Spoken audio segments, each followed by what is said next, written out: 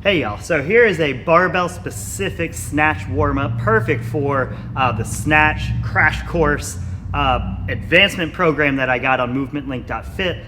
Make sure you've done a general warm-up before you jump into this, just so you can get the most out of it. Each of the individual pieces will make a lot more sense if you take the crash course. If not, they're just super common things that you'll see in any snatch program, so you should be able to follow along. So let's go ahead and start with your snatch grip on the barbell.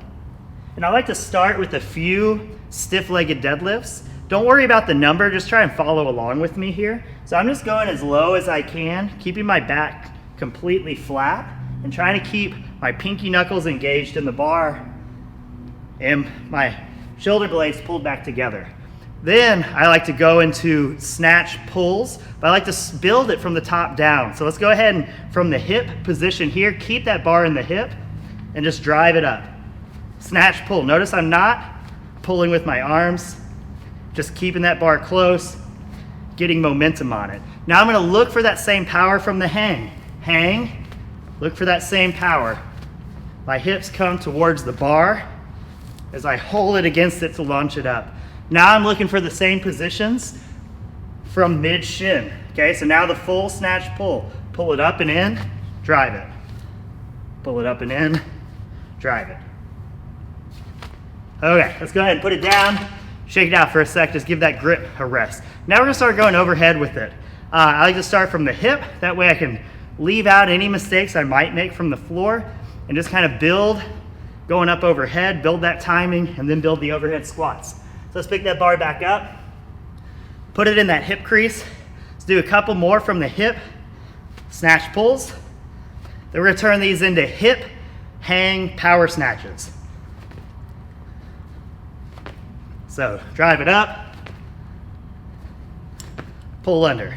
Okay, now let's come back down to the back of the neck so you can rest for a sec. What we're gonna do here is wide grip or snatch grip, behind the neck jerks, really working on arm speed. So drive it up, screw your hands in the bar. Arm speed, give it a pause on that catch position. Fix anything you need to fix. We'll stand back up with it. Arm speed in position here. One more. Okay, now let's hold it overhead. Let's go ahead and do 3 overhead squats. Just going as low as you can perfectly. It is just warm up. So if you're like me and it doesn't feel great right this second, don't worry about that. Still warming up here.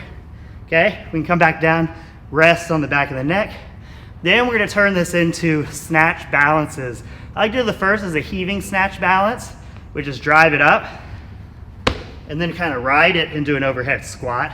Then I like to do the rest as regular snatch balances, where I just press my way under. Okay, if I catch myself going too wide with my stance, fix it. One more.